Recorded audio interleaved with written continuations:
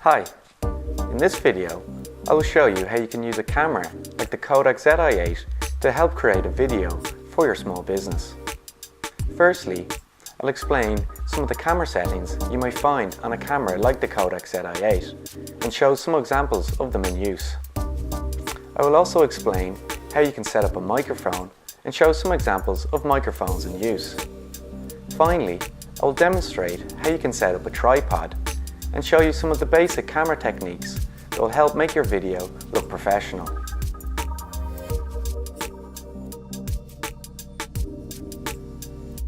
Depending on the type of camera you are using, there may be a number of video settings you can choose from. With the Kodak ZI-8, there are 4 video settings, as well as a camera photo option.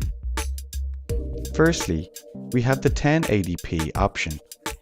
1080p is sometimes referred to as Full HD. Many consumer camcorders now capture 1080p.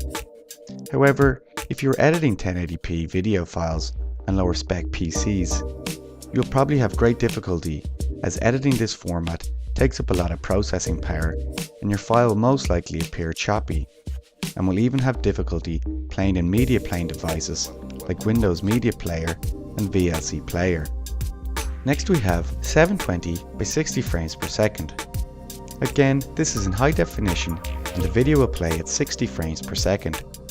Frame rate is the rate at which an imaging device produces unique consecutive images called frames. Frame rate is most often expressed in frames per second. The higher the frames per second, the greater the quality of image. However, like with the 1080p, these files can be difficult to edit as they take up a lot of CPU resources and may appear choppy in some media playing devices. Next we have 720 by 30 frames per second. This is the option we chose to record our bridal lounge video in, as it has excellent HD quality and is suitable for editing with on lower spec PCs. Finally we have WVGA, which stands for Wide Video Graphics Array, and is now a common widescreen resolution on most high-end mobile phones. There is also a photo option which allows you to take still photos of your subject in a JPEG format. On the codec, there is also a video switch on the camera called macro. This simply changes the lens on the camera and is great for up-close footage.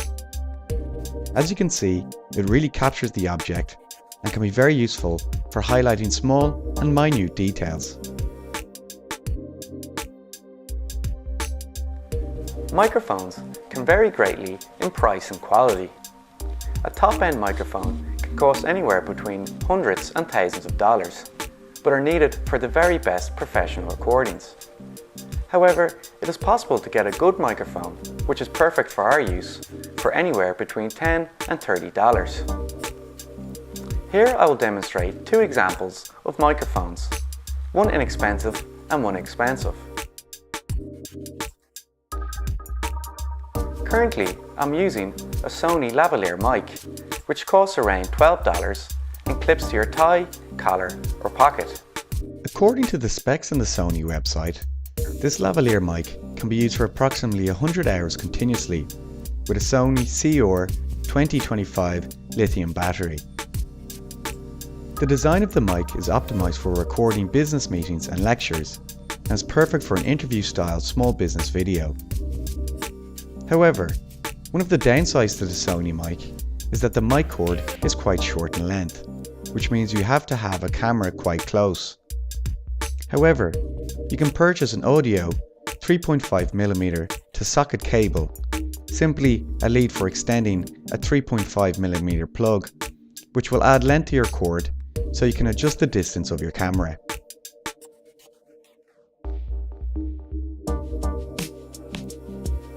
The AKG C1000S is a professional microphone and costs in and around $150. We acquired one a few years ago when we were making our video tutorials for trakAx PC. The versatility of this microphone makes it extremely popular and is ideally suited for all kinds of recording and live sound applications. As you can see, I simply have this plugged into the codec through a jack which is widely available on the internet. If there is no power source available through a mixing board or external power board, also known as phantom power, the mic can be powered by a standard 9V battery, making it perfect for mobile use. To connect our microphone to the codec camera using the C1000S, we had to purchase some extra adapters.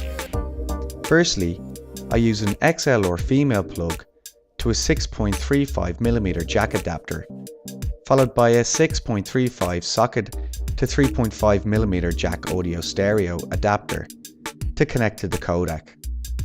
We use this microphone when creating our bridal lounge video, and here's an example of it in use. We're putting together an inspiration shoot. We're working with one of our little white book suppliers.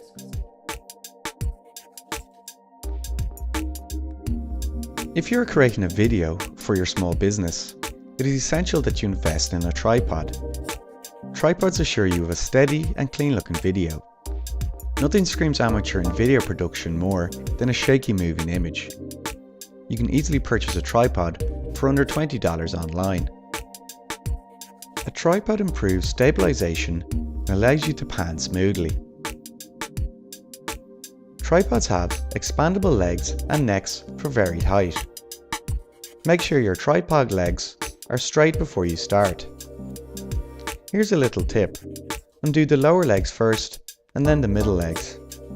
This will help when adjusting the balance and aligning the bubble. Next we have the balance indicator. Make sure your bubble is in the center of the circle. This is the most important step for stability. Before adding your camera, make sure all sections of the tripod are locked. Once everything is locked down, simply screw your camera onto the tripod.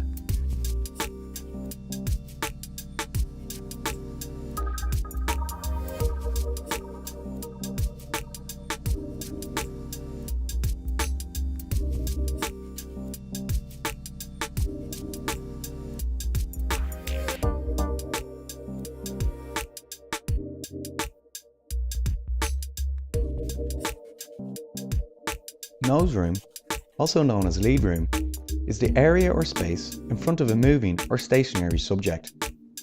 Nose room is a very important camera technique as it provides the viewers with a sense of distance or direction to where the subject is facing.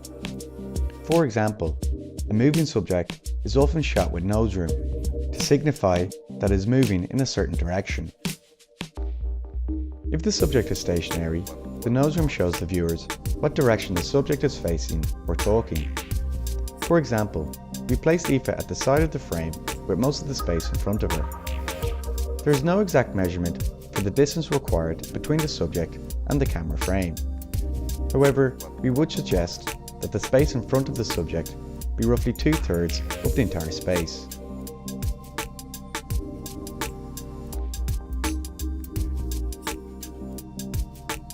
When creating your video, the rule of thirds will be very helpful when placing a person in different screen positions.